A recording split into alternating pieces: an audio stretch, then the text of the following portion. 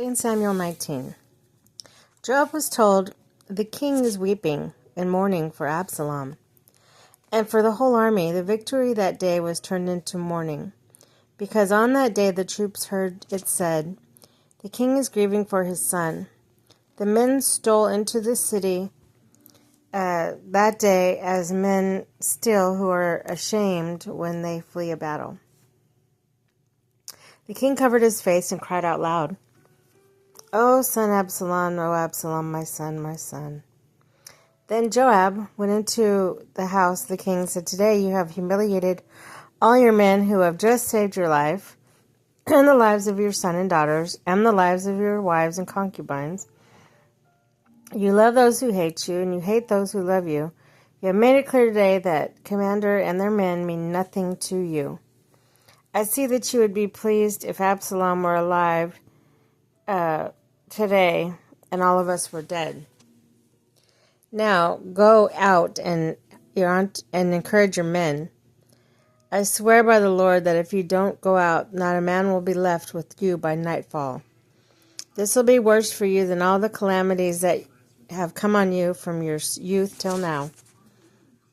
So David got up and took his seat at the gateway. When the men were told, "The king is sitting in the gateway," they all came before him. Meanwhile, the Israelites had fled to their homes.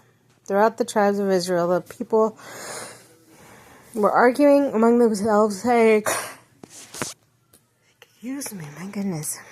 All right. The king delivered us from the hand of our enemies. He is the one who rescued us from the hand of the Philistines. But now he has fled to the country to escape from Absalom, and Absalom, whom we anointed to rule over you, has died in battle. So why do you say nothing about bringing the king back?" King David sent a message to Zadok and Abiathar. The priests asked the elders of Judah, "Why should you be last to bring the king back to his palace? Since what is being said throughout Israel has reached the king at his quarters. You are my relatives, my own flesh and blood. So why should you be last to bring back the king? And say to Amaziah, 'Are you my own flesh and blood?' May God deal with me, ever it be so severely, if you are not the commander of my army, for the life and the place of Joab." He won over the hearts of the men of Judah so that they were all of one mind. They sent word to the king, "Return you all and your men." Then the king returned and went as far as the north as Jordan, or as far as Jordan. Now the men of Judah had come to Gilgal to go out and meet the king and bring him before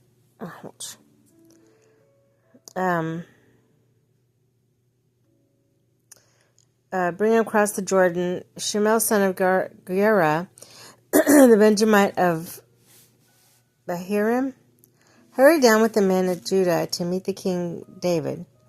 With him were 1,000 Benjamites, along with Ziba, the steward of Saul's household, and his 15 sons, and 20 servants. They rushed to the Jordan where the king was.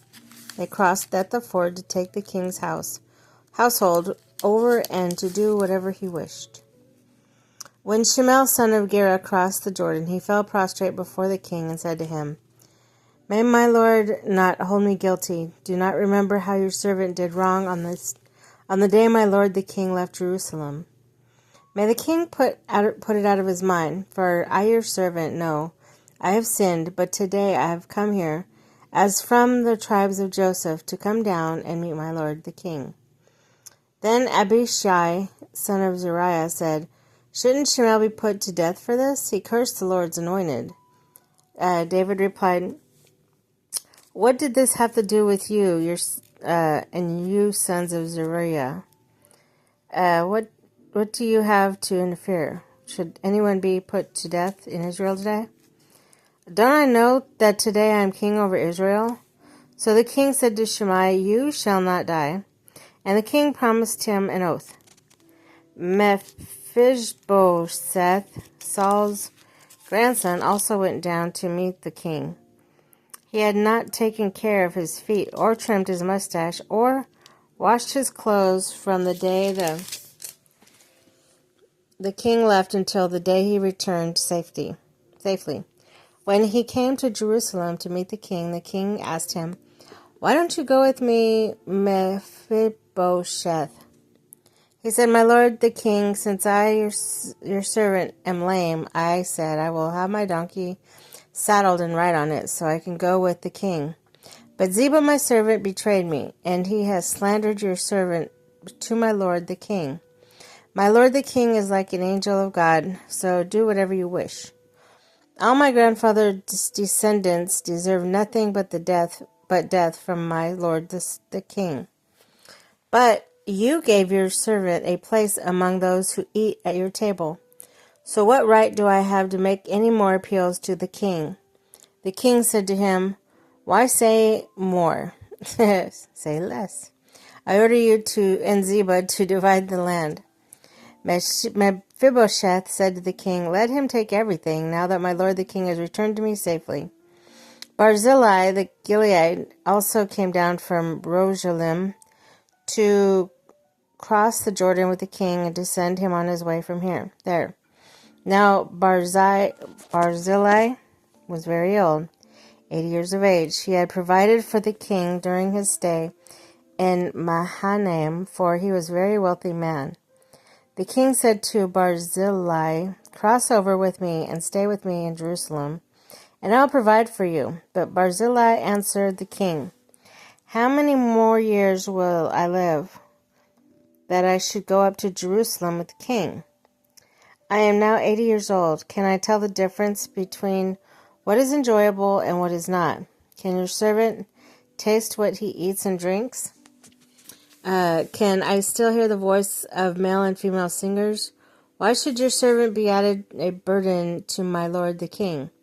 Your servant will cross over the Jordan with the king for a short distance. But why should the king reward me in this way? Let your servant return, that I may die in my own town near the tomb of my father and mother. But here is your servant Kimham.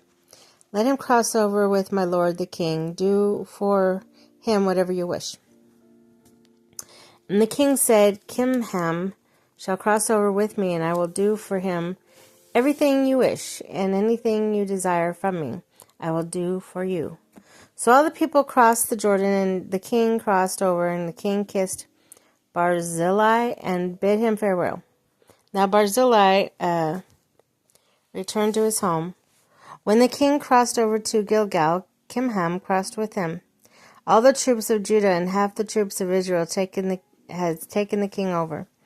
As soon as the men of Israel were coming, the king sang to him, "Why did our brothers, the men of Judah, steal the king away and bring him to his household across the Jordan, together with all his men?" All the men of Judah answered the men of Israel, "We did this because the king is closely related to us. Why are you angry about it? Have you eaten any of the king's provisions? Are we taking anything ourselves?" The men of Israel answered the men of Judah, "We have 10 shares of the king. We have greater claim on David than you have. Why do you treat us with contempt? Weren't we the first to speak of bringing back our king?" But the men of Judah pressed their claims even more forcefully than the men of Israel.